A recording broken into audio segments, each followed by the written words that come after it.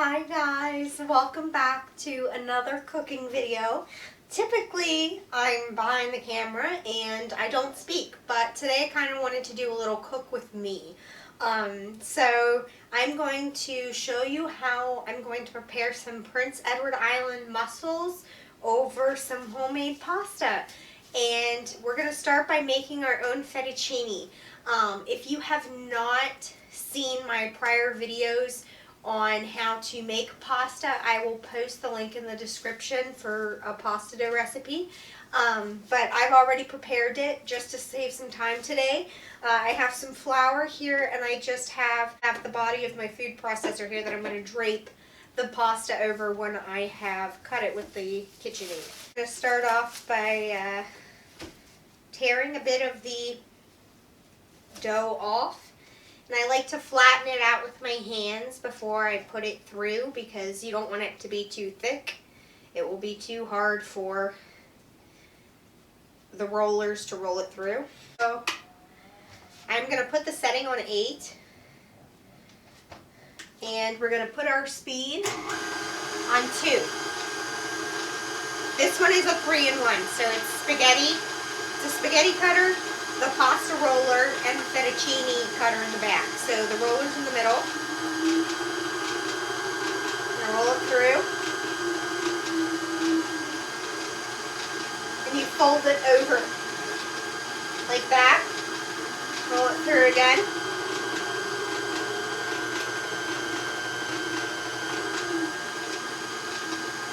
And again, fold it. Roll it through. You do this a couple of times to kind of work the dough. Just keep folding and putting it through.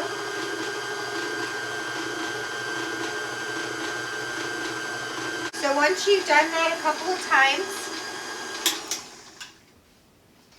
I'm going to turn it down to setting number 3. This is the setting that we are going to roll the dough out to one final time to make it the final thickness. And then we're going to roll it through the fettuccine cutter. So again, back on 2.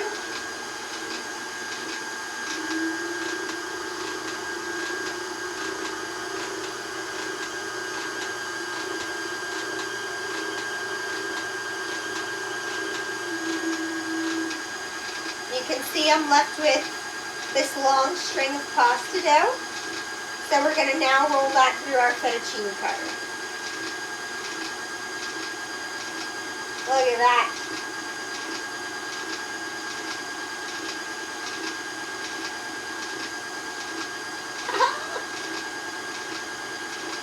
I feel like a kid on a playground. I love, love, love making pasta. I don't know why. It's just so satisfying. I don't know. Maybe I find it relaxing. I'm going to fast forward through this next part and just pull these strands apart and lay them across.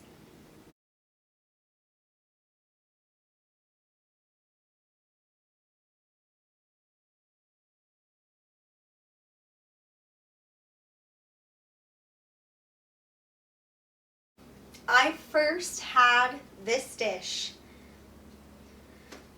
when my aunt's best friend had us over for dinner in Connecticut.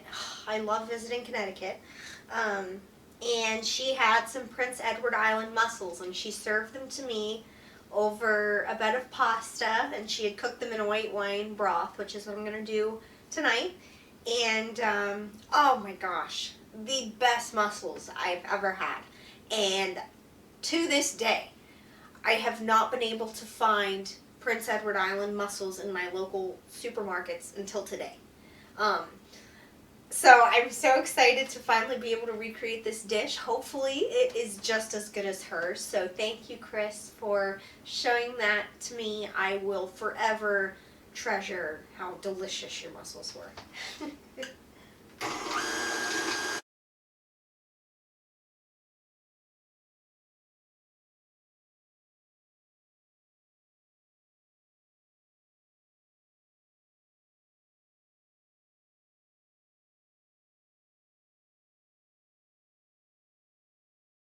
I've grabbed my bag of mussels here. I have 2 pounds.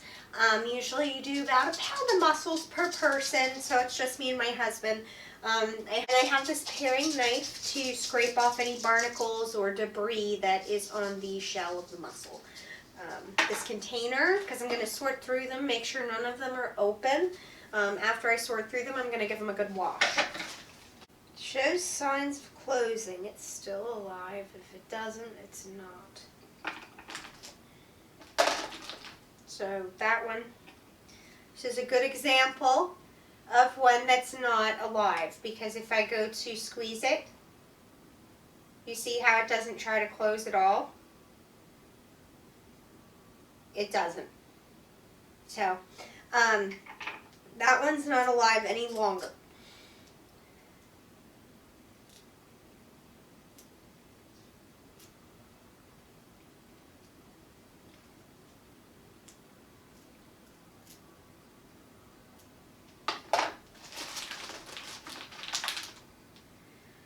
Ooh, these buggers are, wow, they are really put, look at that.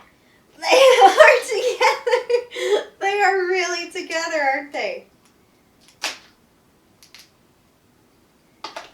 They're clinging on for dear life. Don't eat us, don't eat us.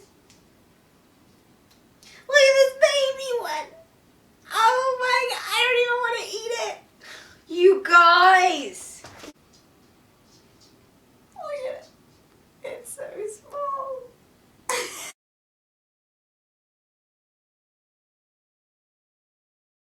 Okay, so I've washed the mussels, and right now I'm going to peel and chop some garlic cloves. And I wish I had a hot plate to continue doing the rest of the video like this, but I do not. So we are going to have to move on to the stove, but I'm going to still do a voiceover instead of playing the music and fast forwarding like I normally do. So that'll at least be different.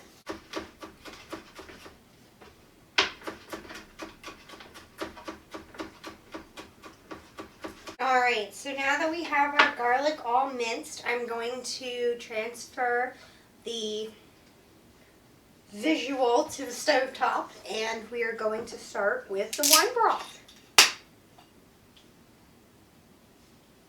Cheers.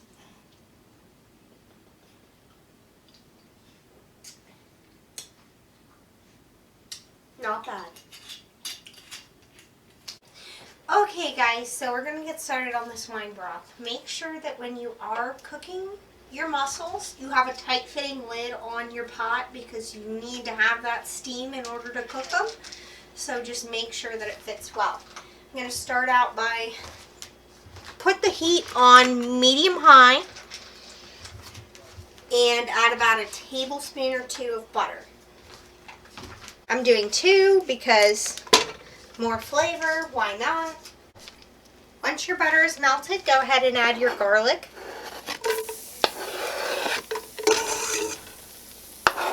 As well as your crushed red pepper. I just like to do about a pinch.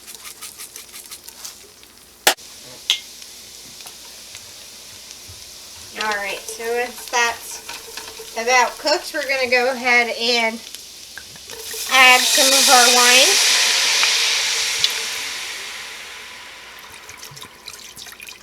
I do about half a cup to a cup, depends on how many mussels you have. Once the wine starts to slowly simmer, like you see, and the steam starts developing, go ahead and add your mussels.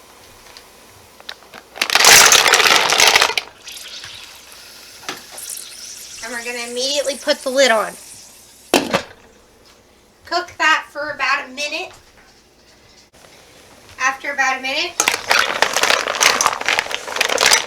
give them a stir. Add some lemon zest. This is lemon zest from half of a lemon. Then give that a stir one more time.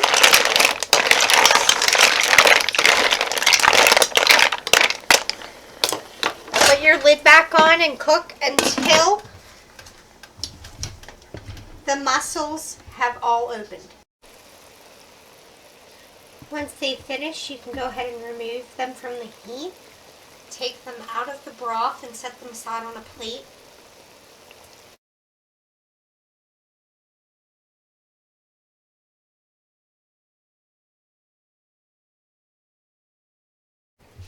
Now, if you're wanting to turn your white wine broth into a sauce for pasta to serve with your mussels, you're going to have to make a roux in order to do that. The rule I follow is the same amount, the rule I follow is equal parts butter and equal parts flour. So however many tablespoons of butter is the same amount of tablespoons I use of flour. Today, using my leftover butter, which is about 2 tablespoons.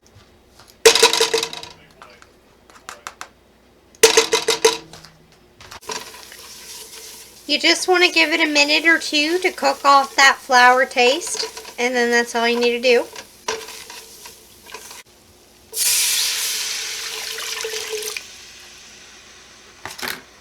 We're going to give this just a couple minutes to cook, maximum of 5 minutes, just to kind of let it thicken up a bit.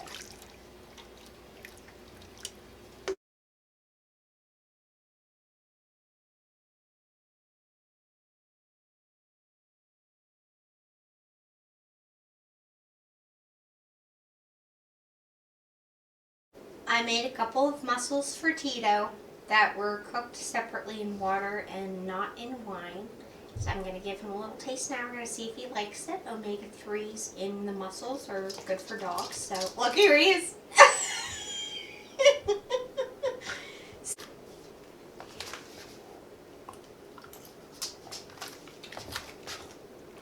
Was that good? Did you like it?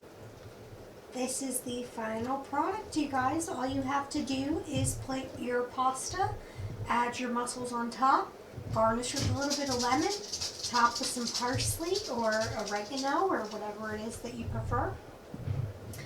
And there you have it, a delicious mussel and pasta dinner. I really hope you guys get to try this out. Please let me know how you like it in the comments below. Please like and subscribe and follow along on this journey with me. And thank you so much if you already are a subscriber. I really appreciate your support. And I look forward to seeing you guys in the next video. Bye-bye.